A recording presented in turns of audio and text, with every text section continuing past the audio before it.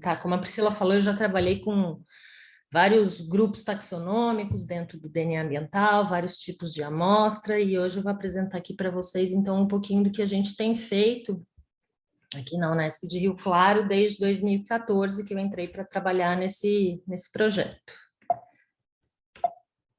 E agora ele não quer... passou. Então, assim, aqui no Brasil, a gente é o país que tem a maior diversidade de espécies de anfíbios do mundo. A gente tem mais de 1.000 espécies de anfíbios descritas e aproximadamente metade dessas espécies estão distribuídas na Mata Atlântica. E apesar dessa diversidade tão grande, ali mais ou menos na década de 70, 80, vários pesquisadores começaram a soltar notinhas, a publicar artigos sobre desaparecimento de algumas espécies, inclusive espécies que eram muito abundantes no ambiente, elas simplesmente desapareceram por volta das décadas de 70 e 80. Algumas espécies não chegaram a desaparecer, mas tiveram um declínio bastante considerável no tamanho das populações, e eram principalmente anfíbios associados a riachos de regiões montanhosas. Eram muito bem monitoradas as regiões de parques, os parques estaduais, enfim. Então, eles perceberam esse declínio muito forte. E a causa desses desaparecimentos na época não era muito bem compreendida. Na verdade, assim, a gente não tem certeza a respeito da causa o que causou o desaparecimento para cada uma dessas espécies. Então, obviamente, a gente chuta como a primeira hipótese algum impacto antropogênico, né? Mudança climática, perda de habitat, mas os pesquisadores perceberam que mais ou menos na mesma época que essas espécies desapareceram, eles tiveram ou secas muito severas ou frios muito severos nessas regiões. Além do BD, que é a quitridiomicosis, que é uma epidemia que tem dizimado espécies de anfíbios ao redor do mundo inteiro, ou, de repente, seria simplesmente uma flutuação da população, uma flutuação normal, natural, e algumas dessas espécies elas foram reencontradas depois, o que mostra para a gente a importância desses estudos de monitoramento de espécies em um longo prazo, porque as espécies têm flutuações naturais mesmo e podem voltar e recolonizar um determinado ambiente.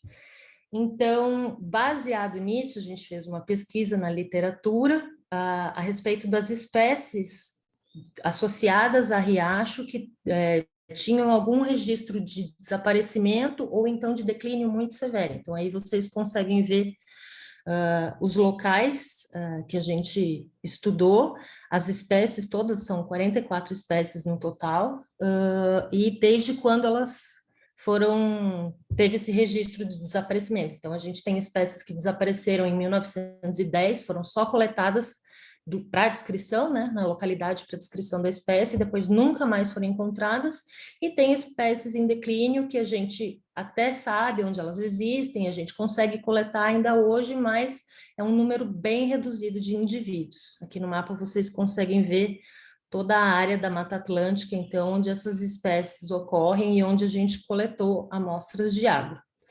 Então, o nosso objetivo era, e como, assim, mas um detalhe, como anfíbios, eles têm algumas necessidades muito específicas, por exemplo, tem espécies que só aparecem no ambiente depois de uma chuvarada num ambiente, quando está muito calor no verão, e depois de uma chuvarada, eles têm necessidades muito específicas para aparecerem no ambiente, a gente conseguir fazer essa visualização. Então, o DNA ambiental, ele veio como uma metodologia, né, uma abordagem que permitiria que a gente conseguisse procurar pelo vestígio desse DNA sem precisar encontrar o indivíduo. Só que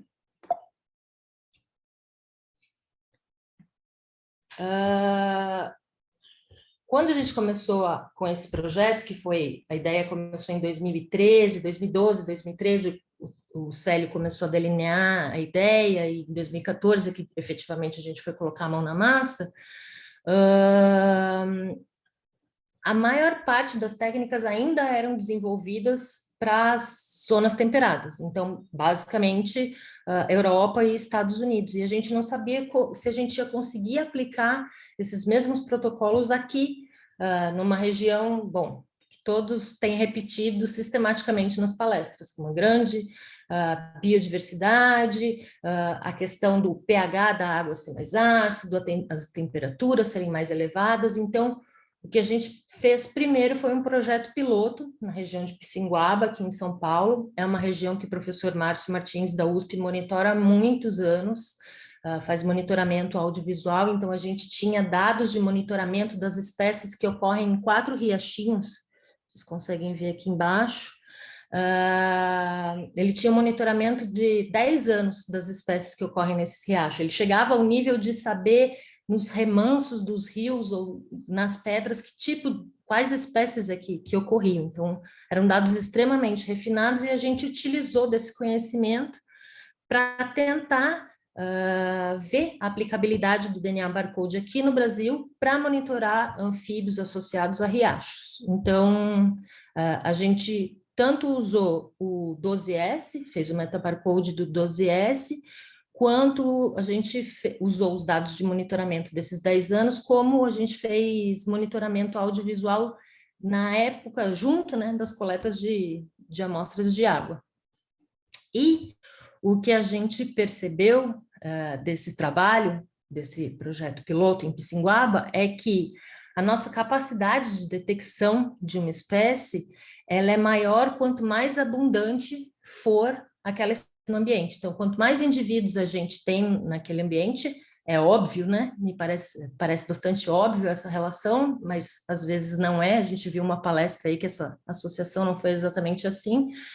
Quanto mais indivíduos a gente tinha no ambiente e quanto mais associados eles eram aos corpos d'água, então, os adultos desovam na água, tem os ovos na água, tem os girinos na água, e os adultos permanecem associados à água, maior a nossa capacidade de detectar essas espécies.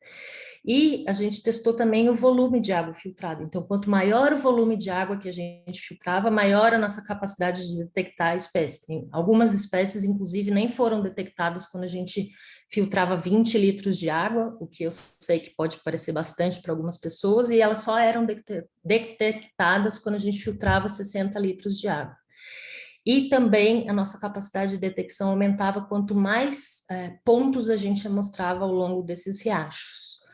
Porém, a gente também conseguiu detectar as espécies que eram menos abundantes. Então, o que era bastante importante para a gente, esse resultado em relação às espécies ameaçadas.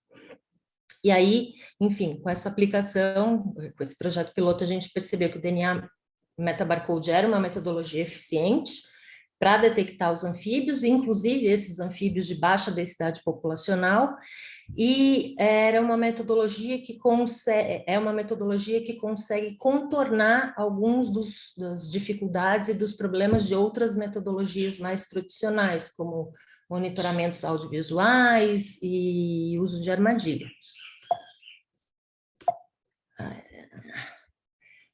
Então, a partir do momento que a gente sabia qual metodologia usar, que tipo de filtro, como preservar esses filtros, qual volume de água a gente precisava coletar, a gente pôde, então, voltar para essas espécies ameaçadas, desaparecidas, enfim, e aplicar essa metodologia que a gente tinha estabelecido. Então, a gente fez a amostragem em rios, em riachos, em poças d'água temporária, em bromélia, na água que acumula em bromélia, e para cada situação a gente percebeu que existia uma forma de coletar o DNA, digamos assim, em um filtro, ou enfim, fazer aplicar diferentes abordagens, elas iam funcionar melhor dependendo do tipo de ambiente e do tipo de amostra que a gente precisava coletar.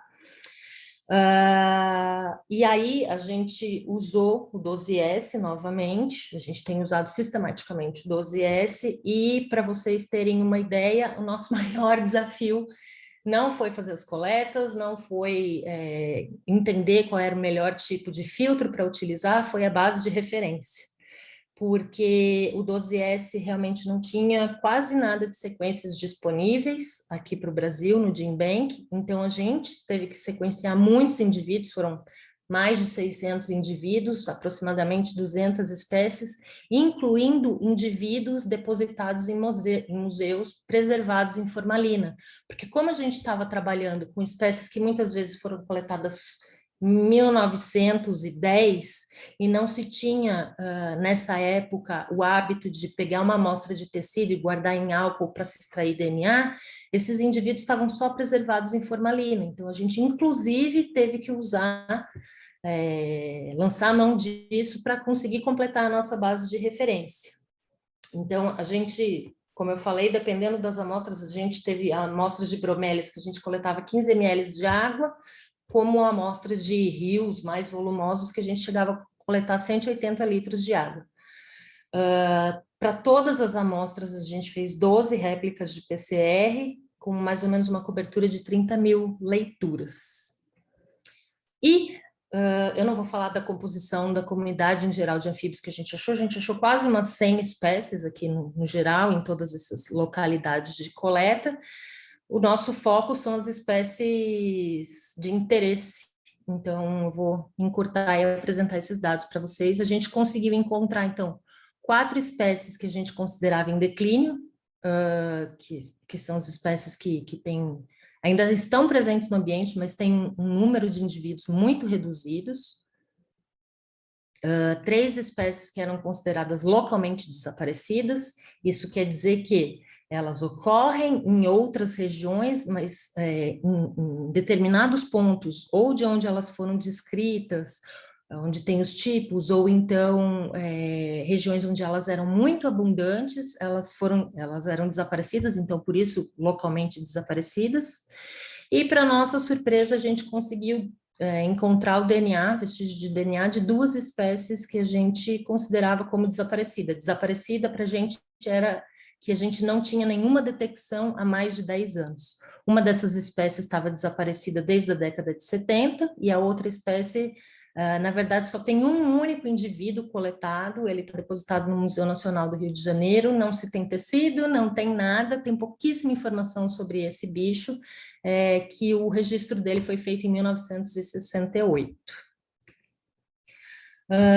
Um dado que poderia ser considerado uma pedra no sapato, mas eu acho super importante a gente fazer a divulgação desse tipo de dado. Às vezes a gente tende a achar que isso é uma negativa, não é bom, mas às vezes uma negativa é interessante, que foi o caso da Synax pinima, que é uma espécie que ocorre na região da Serra do Cipó. Ela estava desaparecida desde 1987, e a gente conseguiu, a gente fez as amostragens de DNA ambiental, as cápsulas, os filtros acabaram, e deu uma chuvarada, e esse bicho apareceu em uma das poças que não tinha sido amostrada. E a gente não conseguiu detectar o DNA dele em nenhuma das outras poças que foi amostrada.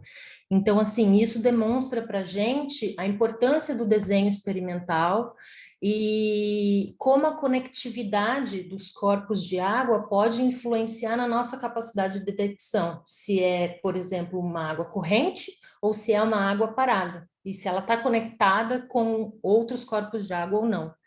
E esse resultado também mostra para a gente que o DNA ambiental, assim como várias outras metodologias de monitoramento, não é uma metodologia para confirmar a extinção de uma espécie. Ou seja, se você não tem a presença daquele DNA na sua amostra ambiental, não significa que ele realmente desapareceu. Isso depende muito da época do ano que você vai coletar, de quantas amostras você faz, se esses corpos de água estão conectados ou não. Uma boa parte desses dados já estão publicados, principalmente nesse artigo aqui que a gente publicou, os dados encontrados na parte, nos pontos de coleta de São Paulo, Minas Gerais, Rio de Janeiro e Espírito Santo, e nesse artigo aqui a gente focou mais nos indivíduos, nas espécies que habitam bromélias, que usam bromélias, né? E o próximo passo desse estudo, desse projeto, é tentar explicar a causa desses desaparecimentos.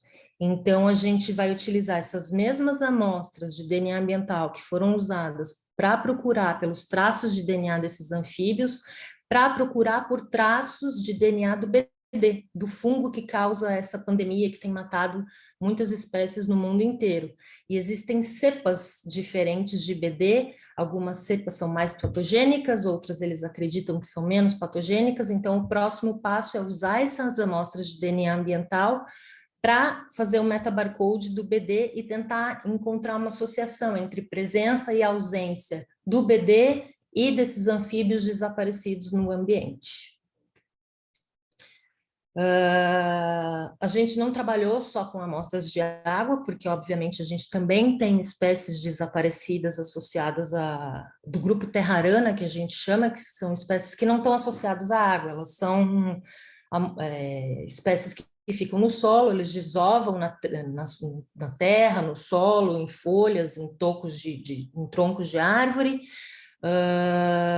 e eles têm desenvolvimento direto, eles colocam um ovinho e do ovinho já sai uma forma, um sapo como a forma adulta, digamos assim. Então a gente tinha uma lista de espécies do grupo Terrarana, e aí a gente partiu para tentar fazer um projeto piloto, assim como a gente fez em Pissinguaba, a gente ia fazer um projeto piloto para tentar estabelecer a metodologia para a serrapilheira, utilizar a serrapilheira para procurar por vestígios de DNA desses bichos desaparecidos. Então, a gente fez esse projeto na Reserva Ecológica de Guapiaçu, que fica no Rio de Janeiro. Nós coletamos 32 plotes de serrapilheira. Esses dados já estão publicados no artigo aqui embaixo, para tentar ver, é uma região que existe uma riqueza e uma abundância de espécies do grupo Terrarana muito grande, acho que é a maior daqui do Brasil, pelo menos que está descrita, digamos assim, e por isso a gente escolheu essa região. Então, a gente fez a coleta, um grande volume de serrapilheira, dividiu a amostra em 2 para cada um dos plotes, testou diferentes métodos de extração de DNA, só a extração extracelular ou a extração total. E como a gente sabia, a gente já tinha indícios de que ia ser bastante desafiador, a gente não utilizou só o 12S de anfíbios, mas a gente também utilizou o 12S que amplifica vertebrados no geral e o 18S de eucariontes, porque a gente já tinha feito a coleta das amostras, já ia ter que amplificar, sequenciar mesmo, então o custo-benefício de se incluir mais 2 marcadores e de repente tentar fazer desse provável limão uma limonada usando 2 outros marcadores nos ajudaria a ter uma saída para esse paper, digamos assim. E o que a gente encontrou é que para as 2 extrações que a gente fez, o resultado ecológico, digamos assim, para ver a diversidade beta é bastante equivalente, tanto a extração extracelular quanto a extração total, mas a extração total, né, utilizando um tampão de Lise, ela funciona um pouquinho melhor do que a extracelular, principalmente para plantas. E, pelo menos a metodologia que a gente utilizou, funcionou muito bem para monitorar certos grupos que são mais ativos e mais abundantes na serrapilheira, como fungos, artrópodes, nemátodos, anelídeos e plateumintos. E, infelizmente, a gente não conseguiu absolutamente nenhum único DNAzinho amplificar nenhum DNA de anfíbios, que era o nosso foco, né, a princípio, e mesmo com o marcador de vertebrados também não deu certo, os vertebrados no geral também não funcionaram tão bem assim, então o que a gente entendeu desse trabalho é que quanto mais abundante e mais ativa a comunidade que está ali naquela amostra que a gente está coletando, mais fácil, obviamente, é de conseguir o DNA. E pela forma como a gente fez a coleta e a extração do DNA, a gente não teve uma boa experiência com vertebrados no geral. Isso não significa que não é possível tirar DNA do solo ou da serrapilheira para monitorar vertebrados, é que a nossa metodologia não funcionou bem para isso.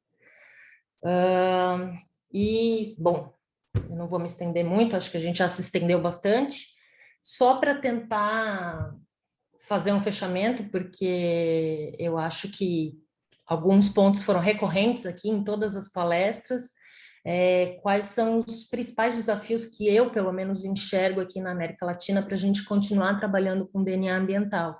Um deles é essa troca de conhecimento. Assim, eu comecei a coletar amostras para trabalhar com DNA ambiental em 2009, e no começo foi um desafio, porque eu não tinha com quem trocar informação sobre DNA ambiental aqui no Brasil, e apesar do Owen ter dito que a gente tem aí a publicação de 5.000 papers por ano, 12 papers por dia, eu não vejo esse mesmo volume, não vejo esse volume aqui na América Latina. Então, assim, eu acho que me chamou a atenção que no simpósio apareceu mais gente do que eu imaginava que ia aparecer, porque eu sinto que a gente precisa se comunicar mais, a gente precisa trocar mais informação, a gente precisa trabalhar mais em colaboração, a gente precisa publicar esses dados que estão sendo feitos aí.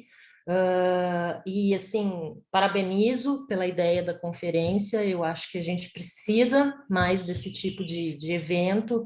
Quem sabe um por ano, se vocês quiserem, eu posso ajudar a organizar os próximos, porque aqui a gente fica conhecendo quem está fazendo o quê. Um dos outros grandes limitantes é a questão da base de referência. Todo mundo repetiu a mesma coisa e eu também repito a mesma coisa. Eu entendo que existe uma preocupação muito grande de se saber qual é o primer ideal, qual é o fragmento super fantástico do balão mágico, que é pequeno o suficiente para amplificar o DNA ambiental, mas tem uma diversidade grande o suficiente para distinguir taxonomicamente as espécies. Só que, se a gente não tem uma base de referência bem feita, não adianta cair em cima da cabeça da gente o primer perfeito. Se a base de referência não for completa, o resultado vai ser muito limitado. E para isso a gente precisa ainda das metodologias tradicionais, a gente precisa continuar coletando indivíduos, a gente precisa dos taxonomistas e sistematas para melhorarem a resolução da taxonomia, a identificação de espécies, a separação dessas espécies. Aqui a gente tem até um artigo, saiu, acho que foi o ano passado, que a gente faz uma revisão dos estudos que foram feitos até então nos neotrópicos e os desafios. E, na verdade, acho que de todos o maior desafio é a questão financeira, é o dinheiro. Como todos os brasileiros aqui bem sabem, a gente sofreu um corte muito grande nas últimas semanas para a ciência. O CNPq está com um dos orçamentos menores da sua história, proporcionalmente, e o DNA ambiental, ele ainda é relativamente caro para ser feito aqui na América Latina. Não que não vale a pena, óbvio que vale a pena, principalmente porque, pelo que já foi falado, assim, a gente precisa de muito menos visita a campo, muito menos pessoal, muito menos treinamento, mas os reagentes ainda são caros, a gente ainda precisa de toda a questão da importação. Então, assim, se associar, juntar esforços nesse momento, acho que é muito importante, porque o dinheiro é pouco e a gente vai ter que dividir entre vários, mas também fazer projetos em colaboração com o pessoal de fora, porque eles também estão interessados na técnica, eles também têm interesse em saber, em desenvolver estudos e saber como aplicar o DNA ambiental. A gente aqui tem uma biodiversidade incrível, tem muita coisa para ser feita, tem trabalho para todo mundo para o resto da vida, mas a gente precisa de dinheiro e muitas vezes o dinheiro talvez tenha que vir de uma fonte externa. E é isso, pessoal. Agradecer muito a todas as pessoas que colaboraram nesses anos, desde 2014, que eu tenho trabalhado aqui no laboratório do professor Célio. São muitas pessoas envolvidas e agradecer de novo ao pessoal da organização.